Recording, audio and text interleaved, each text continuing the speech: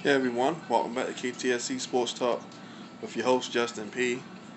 Here on this channel we talk about all sports, from the NFL down to tennis, golf, professional wrestling, professional boxing, UFC, tennis, the whole nine. No matter what team you're a fan of or the sport it is, you're more than welcome to chime in the KTSC Sports Talk with Justin P. Hit the like button, scroll up, hit the subscribe button on the right hand side. And yeah, and at the end of the video, I'll have some in the description. I'll have my email addresses, all of them. My other social media platforms, my Facebook, Twitter, all that stuff like that. My Spotify podcast, same thing, KTSC Sports Talk with Justin P. That's doing pretty good. And I have another podcast too on Podbean called BYOE Sports Talk with Justin P. I just started that, did 2 episodes so far. I'm just keep trying to keep this thing booming, keep bringing y'all some fire content. Today talk about the Orlando Brown trade rumors. Just for all my Raven fans. See that fly clock? That's why I'm showing the clock, and that's one like real heavy because he wants to get paid like a left tackle. So the organization told him, we can't grant you that because we have Ronnie Stanley coming back. So what we're gonna do is allow you to go ahead and find a trade partner. We're gonna do you a solid because your dad was a hell of a player in the organization. You have been, you've been good towards. You haven't been getting suspended or nothing like that. You've been, consummate pro. You've been doing everything the right way. So we'll allow you to find a trade partner because one thing the Ravens organization does is find good linemen, interior or tackles, just through the draft. Like Ronda was a 3rd round pick. Rick Wagner was a 5th round pick. Kelechi Osemele was in the 2nd round. Let me see. Edwin Mutatato, like 3rd round. I mean, we just find linemen all over. You know what I mean? Like, I know we had Ryan Shannon in the 1st round, J.O., Michael Orr, Ben Grubbs, all those guys.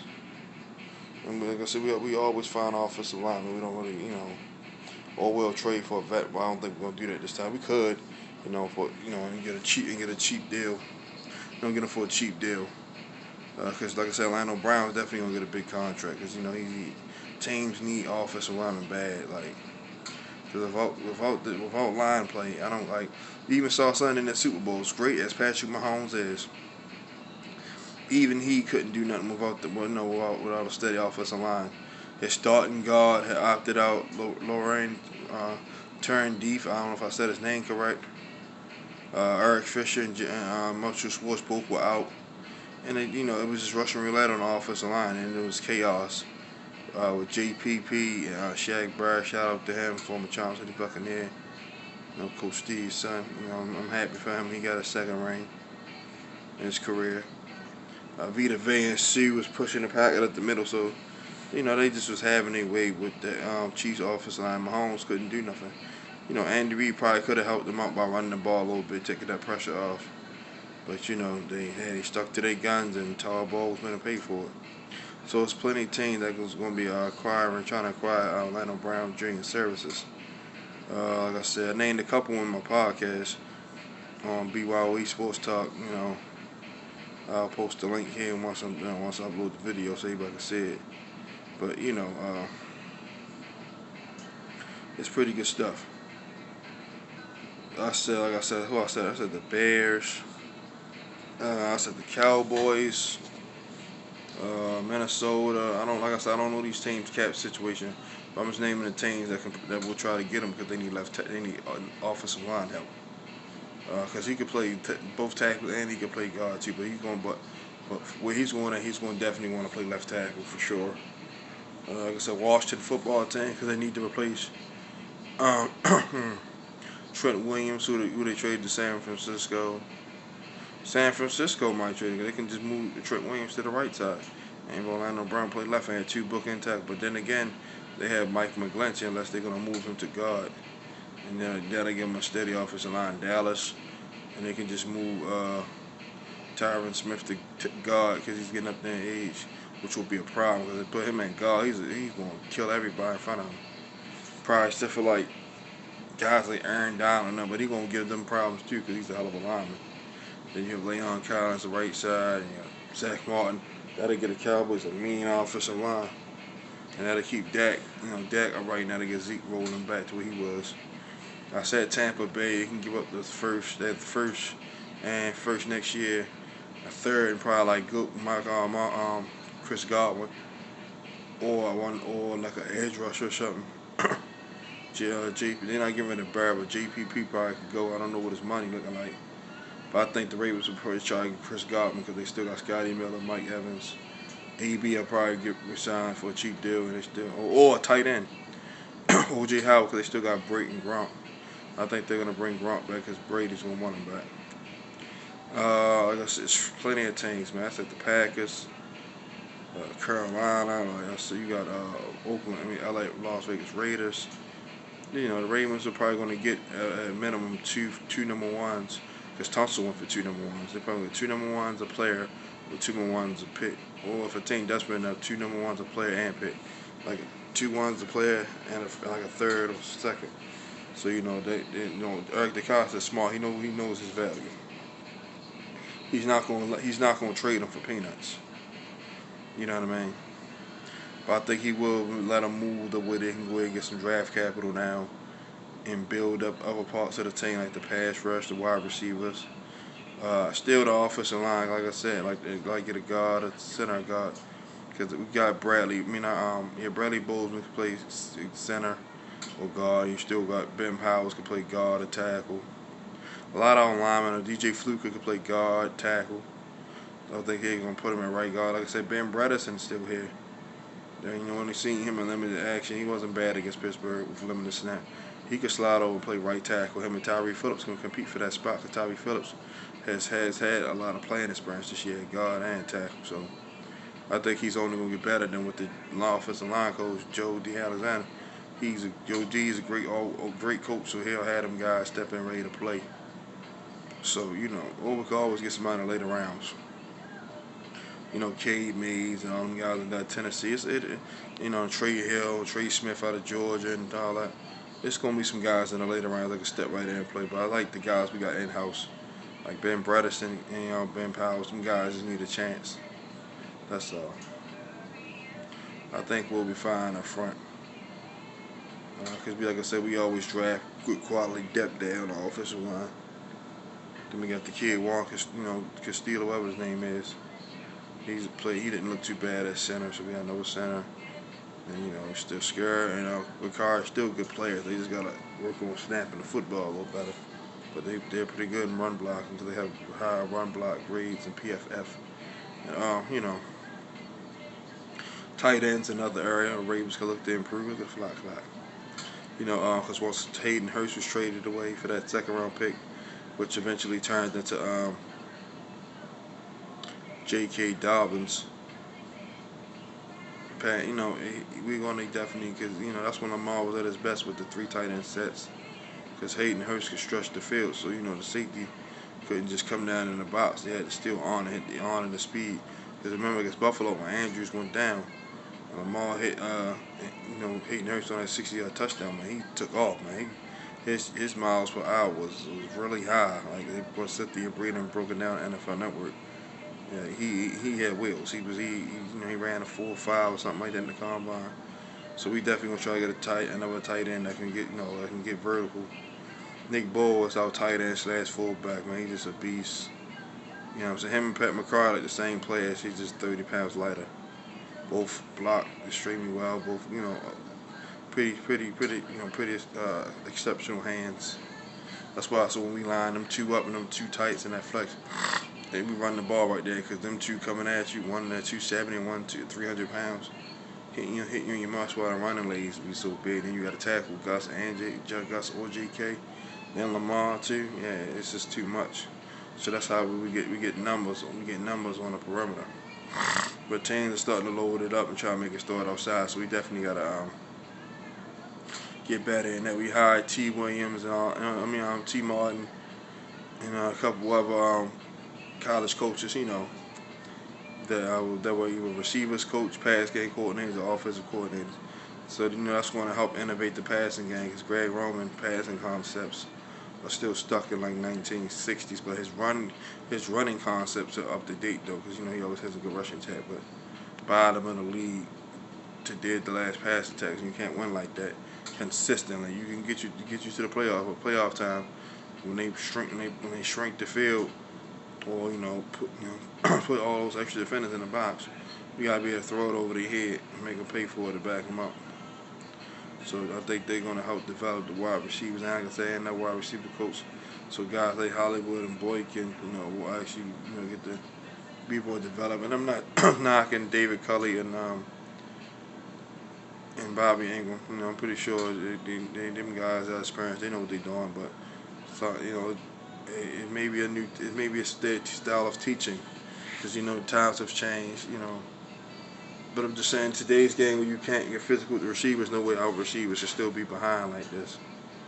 Like the game, they can't jam you. They barely can breathe on you. So we should be able to take advantage of it. Like Hollywood's getting better and better. Once he's finally staying healthy, and not, and staying focused and not getting on social media, quoting movies, talking about what's the point of having soldiers ain't gonna use. If he just stay focused, stay locked in, and just keep working. You see what happened? He had like 8 touchdowns this year with 700 yards. His first season he had 5 touchdowns. He had 500 something yards, 7 touchdowns. So he got more yards this year. So his production is going up and up each year. So I expecting 1,000 yards. We expected 1,000 yards last year, but with the pandemic and no off season, and all that, he finally hit the foothill. Now he put on weight. Now he has a year where his foot is completely healed. Nothing holding him back, and he and he got his weights situated. Yeah, I'm looking for 1,000 yards out of Hollywood. Absolutely. Andrew, he's probably like 900 yards. Duvernay and Prochet probably with 300-400 yards apiece. Boykin maybe like 400 yards, like 50-something catches. His definitely productivity. He ain't gonna just have 13 catches. His productivity is gonna go up. Nick Boyle, like 25, 30 catches, probably 2-3 touchdowns. And we get another tight end, they might chip him like 30-something catches. Which is only 2 catches a game. It's not a lot. I think we're gonna pass the ball a lot more this year. Some Lamar runs are definitely gonna go down in my opinion.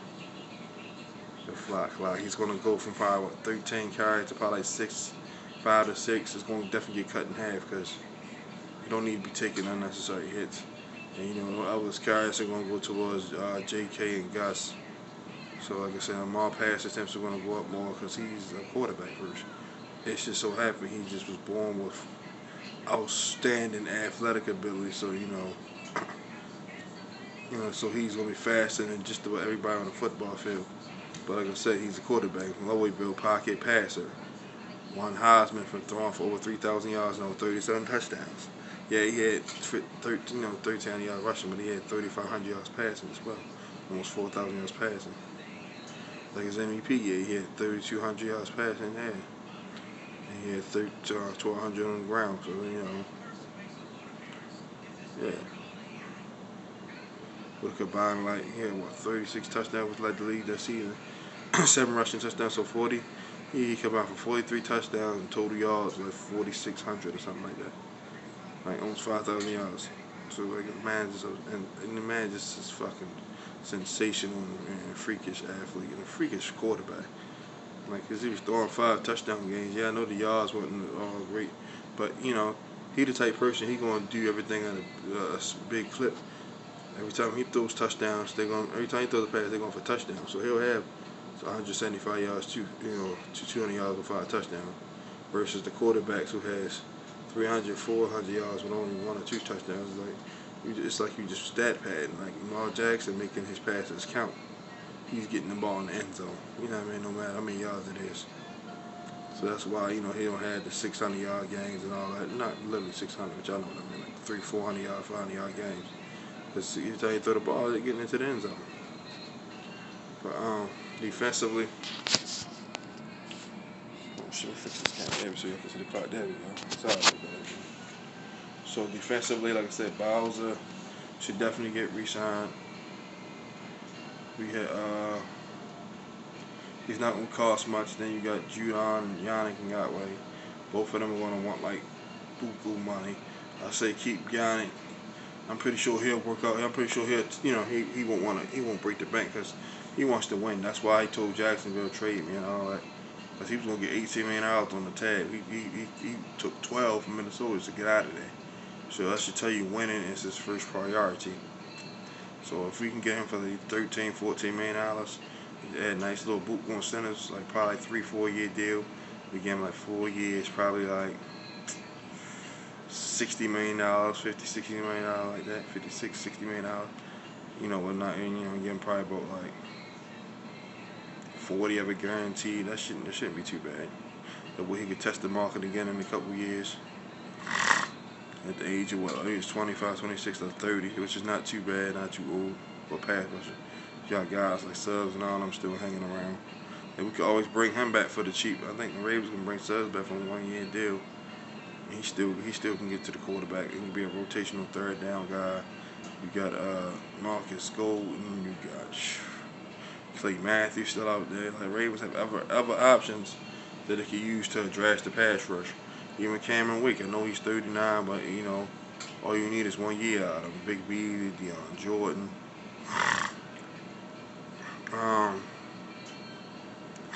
Taco Chart now, like I said, I know he's been a little bit of a disappointment. He was a first-round pick, but I think if we get certain players here and build their confidence up, and he might, he's 6'6", 270. I can see him coming off the edge, so that's doing. And maybe a little high, low risk, high reward, because he don't perform, you get him out of here, and he do perform, he ain't gonna cost much to be signed. Then like you got Tim Williams, I like him, I love him when he would say, I didn't think we should get rid of him. He always got pressure. He might not got the sacks, but he always got pressure. I mean, the quarterback get off him off a spot and throw it early, which result into turnovers or a play or bad, a good play for the defense. So definitely we should look at bringing Tim Williams back. McPhee, I'm pretty sure he's not going to cost much to resign. So we definitely get that pass rush better, like I said. And the draft is a couple names. I'm going to names. I'm going to start with my Miami guys because I'm a little biased. Jalen Phillips, Quincy Roche, and Gregory Rose. He sat out this year. Like I said, you got Xavier Thomas from Boston, Virginia Tech. I guess Boston guys, one of them schools. Boston guys over Virginia Tech. I'm going to say that. You should see you got a couple other guys that can come off the edge. So, there's going to be some options out there. You can always trade for a veteran receiver and use our picks to fix the pass rush and offensive line. And I'm pretty sure the Ravens want to get a more rangy safety because, they like Deshaun Elliott and Chuck Clark. But, both, it's like having two strong safeties. You need somebody, a center fielder. Like I said, Earl Thomas, even with him being old as well, he still was our best center fielder. But, we had to do with that because, if you're not all in, you're not all in. You know what I mean? You just for yourself. Not saying that he didn't want to win, but he just didn't want to do it our way. So they got him out of here. I don't know. I think they still got the on Saturday. Now I don't know if they went to court yet for that and deliberated on that. So I'm not gonna speak on that too much. But yeah, I know they might try to add a safety. And they should bring Geno Stone back because, like I said, let him see what he got. Because if you don't resign Deshaun Elliott, somebody has to play back there. I think Geno Stone could be a hidden gem, just like how Jawar Landry was, Will Demps, Jim Leonard, all those underrated safeties that we had. Playing beside Avery, you can get lost in the shots. Thomas Mikowski was pretty good. Notre Dame. Cornerback position like Tavon, he'll be back. As long as he can stay healthy, everything will be good. Him and Jimmy, they can just stay healthy for the most of the year. I'm gonna say 14 games. I wouldn't say 16 to 14 games. I want to give them a little wiggle room. They can at least stay healthy for 14 games with Marlon and Marcus Peters, Iman Marshall, and all that. Anthony Everett. We have a nice solid cornerback room. Probably one of the best in the league. JT and they're gonna do their thing on special teams. He missed a few little kicks to Jody Human, but JT is 90% in his career. I'll take that all day long. So like I said, receiver. Offensive line. I'm just offensive line period. You might need guard and tackle, tight end, pass rush, interior or and outside. and corner and safety. You know, it's a couple positions we could look to upgrade during the draft. I think we should trade Matt Judon and get some picks for him while his value is still good. Trade him, get like a second, third, maybe a fourth. Get like 3 picks for him. He's still a solid pass rusher. Somebody will want like one on their team. So we can do that. Let's say we add in 3 more picks. Then you had the comp pick we get from David Culley. So I don't know if I think that's this year, yeah, if I'm not mistaken. So then you trade Lionel Brown, get picks. You end up we have 6 picks now, and you're looking at with all those trades and all that. 12, 13 picks, so you can really build the football team. Because you're not gonna be able to break everybody off. We still gotta pay Lamar Jackson his rightfully deserved contract. I don't give a fuck who thinks otherwise. Is he 1-3? Peyton Manning was fucking 0-4. He got paid. He got re-signed. He got shut out by the Jets, 41-0. Like, come on now. Like, this whole narrative, we can't win the big game. Like, he only been in the league his 3rd year. Wait till he been in the league like Stafford, who's been in the league for 12, 13 years with 0 playoff wins. And oh, well, man, he wasn't Stafford for the league. The Lions had good teams with Calvin Johnson in his prime, and they had pretty good defenses with Sue and Nick Fairley and all. I'm like, come on. Man, he's a good quarterback. I like Stafford, but 12, 13 years, 4-4 in the playoffs, that's a problem. So, I'm going to go ahead and wrap this up. Like I said, make sure you hit that like button, that subscribe button. At the end, when you hit the subscribe button, go all the way up to all, click all the way, and get all my latest content, meaning my videos and all that stuff. The way you can get alerts to your phone and email when the video pops up. So y'all won't miss nothing. Y'all always be updated. Like I said, in the description, I'm gonna have all my other social media platforms that I be on. That I have my content on. So you should check it out and won't miss nothing. You know what I mean? From my podcast to my other business pages on Facebook, Twitter, and Instagram. So I only got TikTok. I don't really want one. You know what I mean? I'm not gonna be like, ask me, if she did. No, I'm not really doing all that dumbass shit. So although I do like that before a little bit, but yeah, TikTok's not for me. That's for more like the women and the kids. The flock clock. You know what I mean? If I miss anything, y'all can leave it in the comments. I'll be sure to reply back to you. Just like I said, just keep it clean. Like I said, it's YouTube, so we gotta be mindful of children being on here and all that stuff like that. I know I curse a little bit, but it's like